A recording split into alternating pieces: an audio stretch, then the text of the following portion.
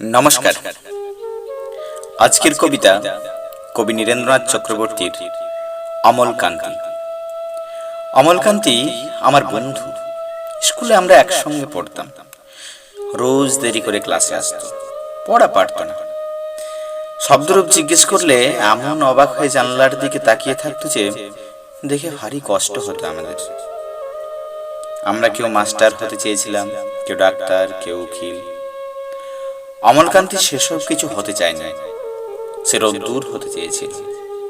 ক্ষান্ত বর্ষণ, কাক ডাকা বিকেলের সেই লাজুক রোদ্দুর, জাম আর জামরুলের পাতায় যা নাকি অল্প একটু হাসির মতন লেগে থাকে।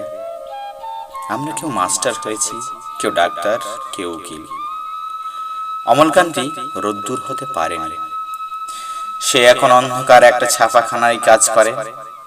মাঝে মাঝে আমার সঙ্গে দেখা করতে আসে, চা খাই, এটা ওটা গল্প করে, তারপর বলে উঠি তাহলে। আমি ওকে দরজা পর্যন্ত এগিয়ে দিয়ে আসি। আমাদের মধ্যে যে এখন মাস্টারি করে, অনায়াসে সে ডাক্তার হতে পারত। যে ডাক্তার হতে চেয়েছিল, উকিল হলে তার এমন কিছু ক্ষতি হতো না। অথচ সকলেরই ইচ্ছে পূরণ হলো, এক অমলকান্তি ছাড়া। অমলকান্তি রোদ্দুর হতে পারেনি। সেই অমলকান্তি রোদ্দুরের কথা ভাবতে ভাবতে যে একদিন রোদ্দুর হয়ে যেতে চেয়েছিল।